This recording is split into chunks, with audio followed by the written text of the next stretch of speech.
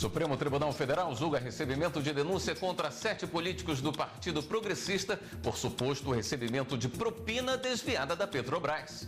E você vai ver também. Imagens que fazem parte da delação premiada de Silval Barbosa mostram políticos de Mato Grosso recebendo propina para manter apoio político.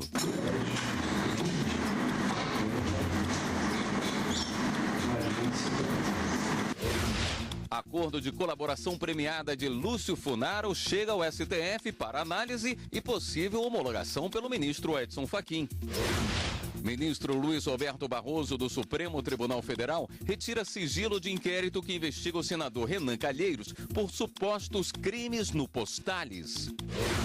Ministro Marco Aurélio afirma na sessão da primeira turma que vai levar ao plenário uma nova discussão sobre a possibilidade de prisão após condenação em segunda instância. Essas e outras notícias agora, no Jornal da Justiça.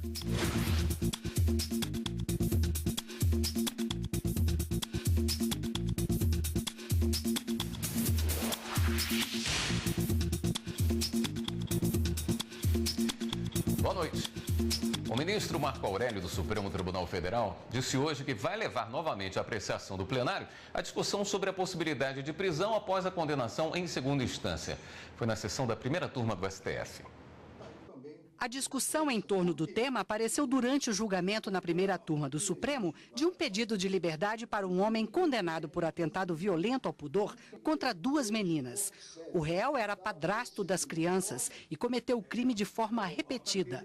O caso corre em segredo de justiça. Ele foi condenado em primeira instância e absolvido na segunda. Mas o Superior Tribunal de Justiça restabeleceu a sentença de condenação e determinou a execução de uma pena de reclusão de cerca de 12 anos. A defesa do réu entrou com pedido de habeas corpus para que ele continue respondendo o processo em liberdade. O relator, ministro Marco Aurélio, deferiu a liminar no ano passado e, na sessão de hoje, manteve a mesma decisão. Mas foi voto vencido. Os demais ministros votaram pelo não conhecimento do habeas corpus. O advogado de defesa já entrou no Supremo com outro pedido para análise do mérito do habeas corpus. O caso levantou uma discussão sobre o entendimento do Supremo Tribunal Federal do ano passado. A pena de prisão pode ser executada depois da condenação do réu em segunda instância. A questão da execução provisória de condenações penais não transitadas em julgado. Interpretação do artigo 5º, inciso 57 da Constituição da República. Dissenso interno registrado no Supremo. Possível alteração de recente diretriz jurisprudencial que se formou nesta Corte por exígua maioria, 6 votos a 5. Posição do relator, aí entre parênteses, ministro Celso de Mello, integrante da corrente, como eu também, minoritária, que entende necessário o prévio e efetivo trânsito em julgado da condenação criminal para efeito de sua execução definitiva. O ministro Alexandre de Moraes falou que o plenário precisa voltar a analisar a questão. Da necessidade do plenário novamente analisar essa questão por uma questão de isonomia. O ministro Luiz Fux lembrou que o habeas corpus não deve ser usado para todos os casos. Nós temos jurisprudência pacificada que é para não haver uso vulgar, uso promíscuo do habeas corpus do Supremo Tribunal Federal, que as hipóteses sejam restritas de cabimento desse remédio heróico. Quero também manter aqui, assim como Vossa Excelência mantém, a coerência dos meus julgados. O ministro Marco Aurélio disse que vai levar a discussão ao plenário. Tão logo aparelhados os processos, já que são 2 declaratórias, os levaria ao plenário. A segunda turma do Supremo Tribunal Federal começou a julgar 7 parlamentares do Partido Progressista. Os políticos podem se tornar réus na Lava Jato. São alvos da denúncia os deputados Luiz Fernando Ramos Faria, José Otávio Germano, Roberto Pereira de Brito, Arthur Lira e Mário Negromonte Júnior, além dos ex-deputados João Pisolatti e Mário Negromonte. Os parlamentares do Partido Progressista foram denunciados pelos crimes de corrupção passiva e ocultação de bens pelo suposto recebimento de propina em contratos de empreiteiras com a diretoria de abastecimento da Petrobras. Alberto Youssef se utilizava de empresas inexistentes de fato, que celebravam contratos ideologicamente falsos com as empresas cartelizadas e assim tinha acesso aos valores que em um segundo momento seriam redistribuídos aos parlamentares, destinatários finais, descontadas a sua, entre aspas, comissão e a do funcionário público responsável por permitir as fraudes em sua área na Petrobras, vale dizer, Paulo Roberto Costa, diretor de abastecimento daquela estatal. De acordo com a Procuradoria-Geral da República, os negócios eram fechados em valores superfaturados e pagos pelas empresas aos políticos para manter o esquema com o aval do ex-diretor de abastecimento da Petrobras, Paulo Roberto Costa, indicado pelo PP para o cargo. A Operação Lava Jato, como eu disse, desvendou um grande esquema de corrupção na Petrobras. Viu-se que houve o que tem chamado de corrupção sistêmica. Havia no posto daquela empresa o fatiamento das suas diretorias de acordo com o poder político. Neste caso, tem-se o envolvimento do PP, do Partido Progressista, que a quem cabia a diretoria de abastecimento, que naquela época, de 2006 a 2014, que foi quando se encerrou o pagamento das propinas, foi titularizada até 2012 por Paulo Roberto Costa. Nesta terça-feira foram realizadas as sustentações orais. Os advogados dos acusados negaram os crimes. Se a denúncia for aceita, eles serão réus em uma ação penal e poderão ser ou não condenados. A segunda turma também negou um pedido do ex-presidente Luiz Inácio Lula da Silva para tirar do juiz Sérgio Moro, que conduz a Operação Lava Jato em primeira instância no Paraná, um caso envolvendo o suposto pedido de propina para o PT na construção de sondas para a Petrobras. Ministro Luiz Roberto Barroso, do Supremo Tribunal Federal, retira sigilo de inquérito que investiga o senador Renan Calheiros por supostos crimes no Postales. Repórter Viviane Novaes com as informações. Boa noite, Viviane. Boa noite, William. Boa noite a todos. Olha, a partir de agora, as informações do processo não ficam mais restritas ao advogado de Renan Calheiros e de outros indiciados. O inquérito apura operações financeiras milionárias do Postales por meio da compra de papéis de empresas de fachada. Essas empresas teriam capturado 570 milhões de reais do fundo, que é o Instituto de Previdência dos Correios. E quem geria essas empresas era um operador de diversos políticos e um suposto interlocutor de Renan. Há evidências de que esse operador pagava propina a políticos. Na decisão de retirar o sigilo do inquérito, o ministro Luiz Roberto Barroso alegou interesse maior da sociedade de ver os fatos esclarecidos. No despacho, o ministro também determinou a remessa dos autos à Polícia Federal para as diligências. William. Obrigado, Viviane. A ministra Rosa Weber, do Supremo Tribunal Federal, autorizou a abertura de um inquérito para investigar o senador José Serra. A decisão foi tomada com base nas delações de executivos da JBS. Na delação, Joesley Batista afirma ter repassado 20 milhões de reais à campanha de José Serra. Só 13 milhões teriam sido declarados à Justiça Eleitoral, o que configuraria Caixa 2. A pena para a prática ilícita pode chegar a 5 anos de prisão e multa. O pedido de abertura de inquérito foi apresentado em junho pelo Procurador-Geral da República, Rodrigo Janot. Ao autorizar a abertura de inquérito, a ministra Rosa Weber determinou a tomada de depoimentos das empresas e o depoimento do senador. Também deu prazo de 60 dias para a Polícia Federal concluir as diligências. Segundo a ministra, os depoimentos são ponto de partida da apuração. A assessoria do senador disse que todas as campanhas eleitorais dele foram conduzidas dentro da lei, com as finanças sob responsabilidade do partido e sem nunca oferecer nenhuma contrapartida por doações eleitorais. Assinado na semana passada na Procuradoria-Geral da República, o acordo de delação premiada do operador Lúcio Funaro já foi encaminhado para homologação no gabinete do ministro Edson Fachin, do Supremo Tribunal Federal. Relator dos processos da Lava Jato no STF, Fachin irá avaliar a legalidade, regularidade e espontaneidade do acordo. Segundo o entendimento do Supremo Tribunal, se a delação for homologada, os benefícios dados ao réu só poderão ser alterados se houver descumprimento do acordo. E você vai ver no próximo bloco do Jornal da Justiça. Imagens que fazem parte da delação premiada de Silval Barbosa mostram políticos de Mato Grosso recebendo propina para manter apoio político. A gente volta já já.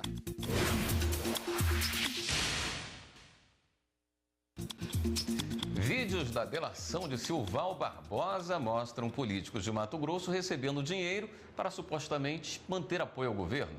O Supremo Tribunal Federal homologou o acordo de colaboração premiada do ex-governador e retirou o sigilo dos autos.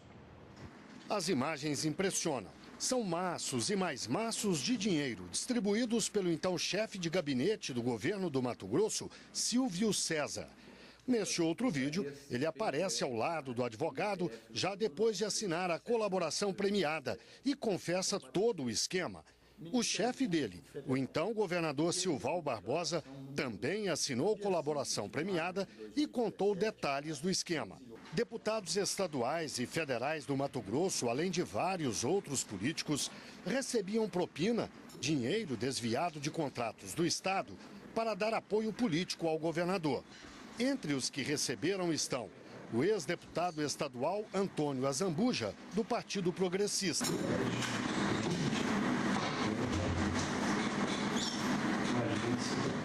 Agora é a vez de dois irmãos. Ayrton Rondina, conhecido como Ayrton Português, do PSD, ex-deputado estadual. E a irmã Vanice Marques, ex-secretária estadual.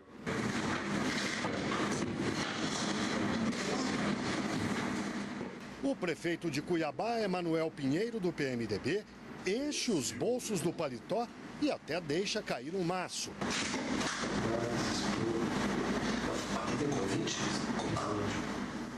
O deputado federal Ezequiel Fonseca, do Partido Progressista, recebeu em uma caixa de papelão.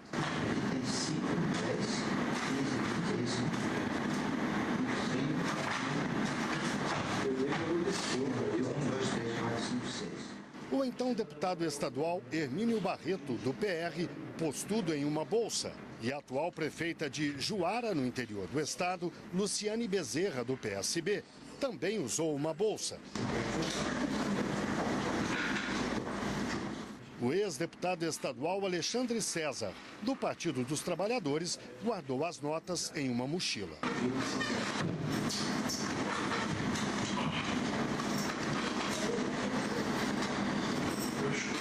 No depoimento ao Ministério Público Federal, o ex-governador Silval Barbosa disse que o esquema existia desde quando ele foi vice-governador de Blairo Maggi.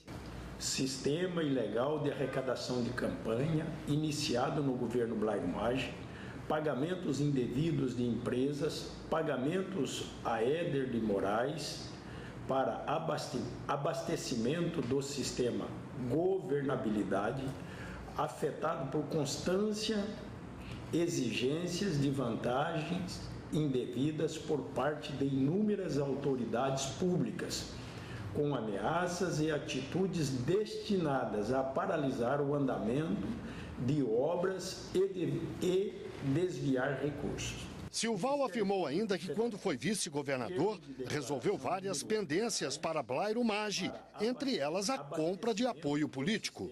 Que na condição de vice-governador, o declarante resolveu várias pendências do ex-governador Blairo Maggi, como, por exemplo, e principalmente a compra de apoio político para reverter situações que o incomodavam e que não sabia como resolver.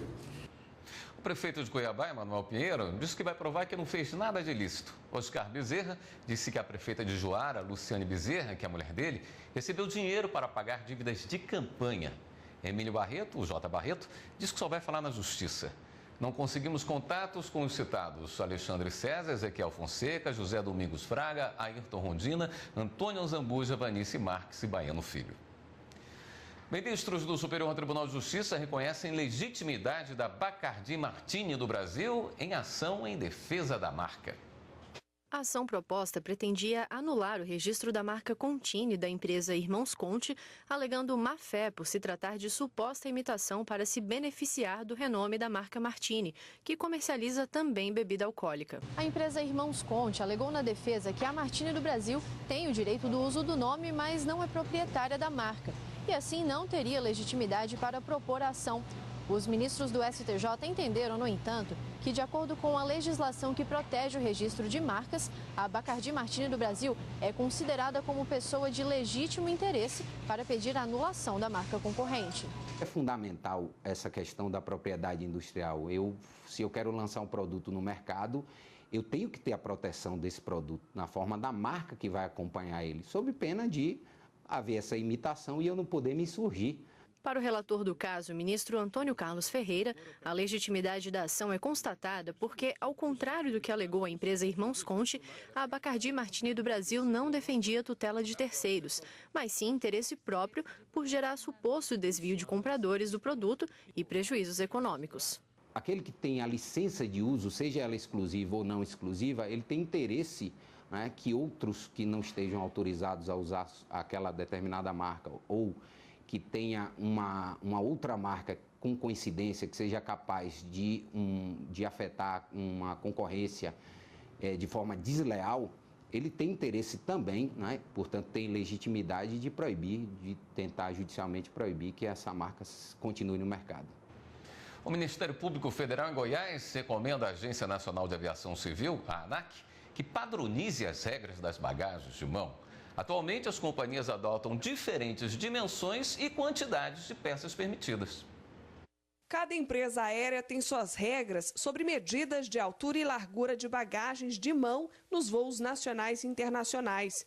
O Ministério Público Federal em Goiás considera que o passageiro fica refém do mercado de aviação. Se, por exemplo, o cliente embarcar em uma companhia com a mala de um tamanho e o retorno for por outra empresa, a bagagem pode não se encaixar no padrão e assim o consumidor acaba prejudicado.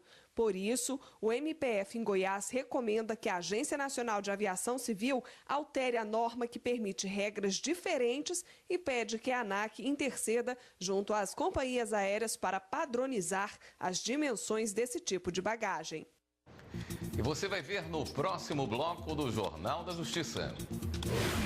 Ministra Carmen Lúcia defende a magistratura e afirma que juízes brasileiros exercem uma função difícil, mas necessária à verdadeira democracia. A gente volta em instantes.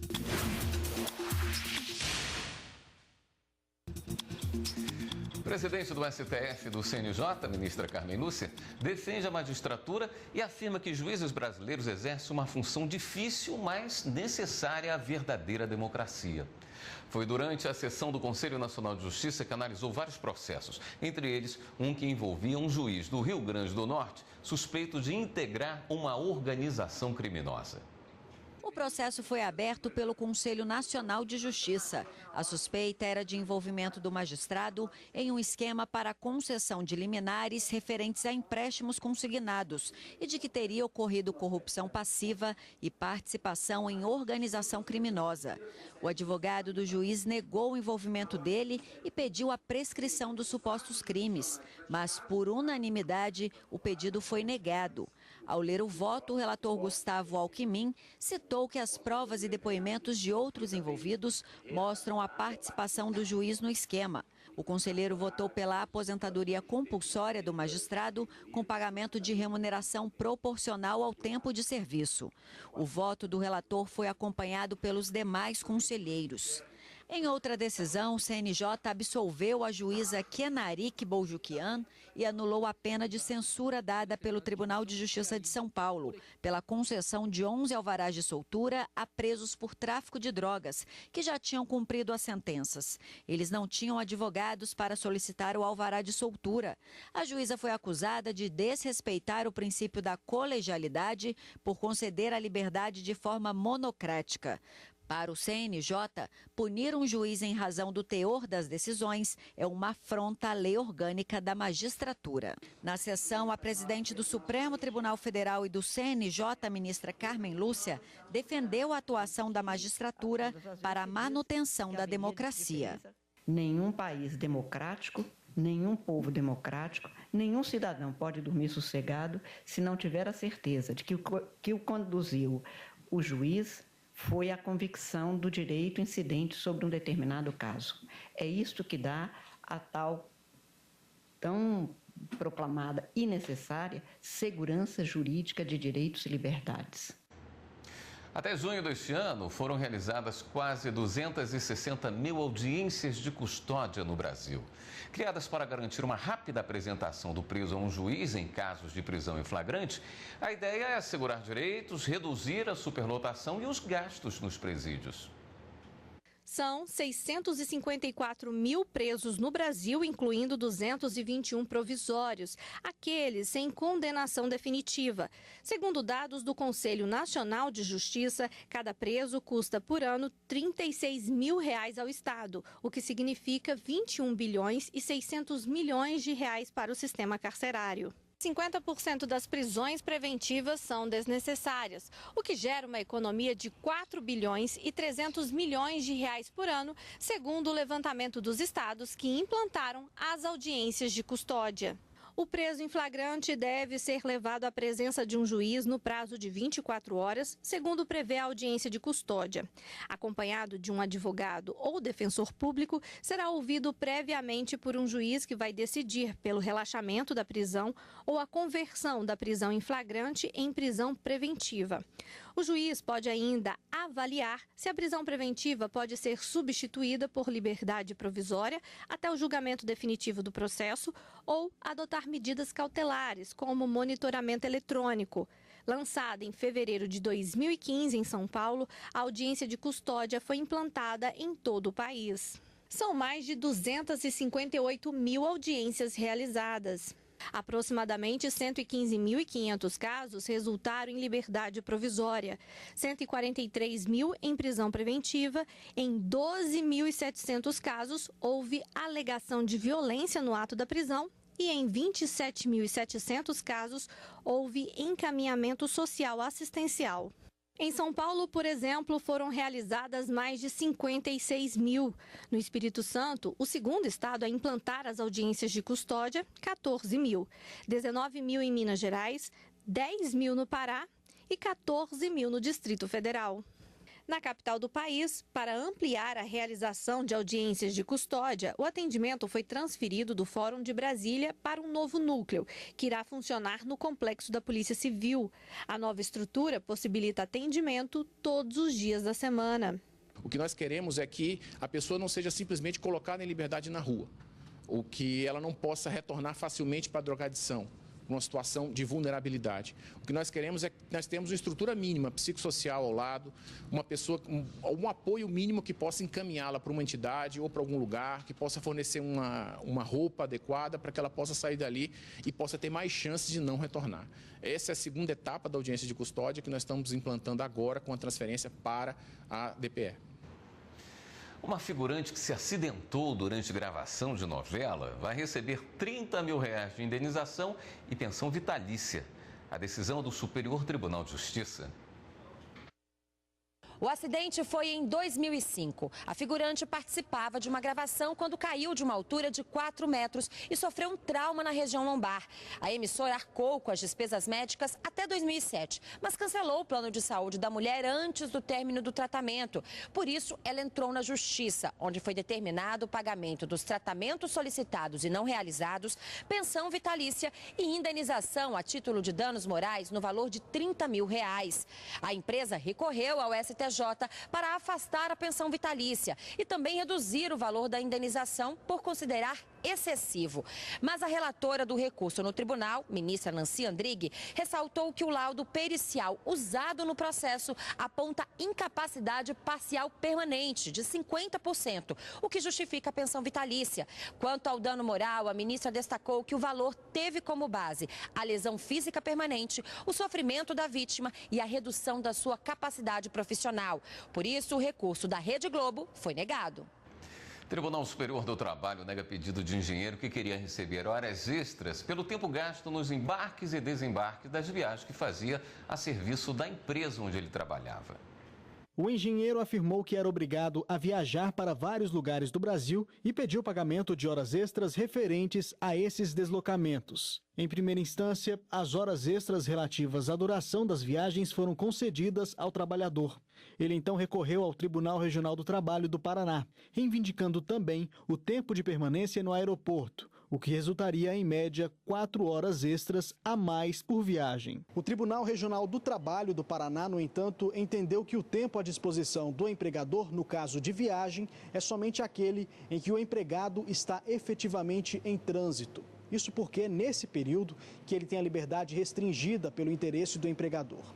Segundo o TRT, o tempo de espera para embarque é evento comum que ocorre com qualquer trabalhador que depende de transporte para retornar do trabalho à residência. O engenheiro recorreu ao TST, mas a relatora do caso na 8ª turma, ministra Dora Maria da Costa, negou o pedido. O regional indefiniu o período que ele permanece no aeroporto realizando os procedimentos para o embarque. Ele quer que conta como tempo civil. Tem uma divergência específica, mas eu estou entendendo que isso não é tempo à disposição. Estou negando o provimento. A decisão foi unânime e, com isso, o engenheiro não deverá receber horas extras por tempo de embarque em viagens a serviço. Ainda cabe recurso. O Jornal da Justiça fica por aqui. Outras notícias do Judiciário você acompanha amanhã, 13h, no Jornal da Justiça, primeira edição. Uma boa noite para você e continue aqui na TV Justiça.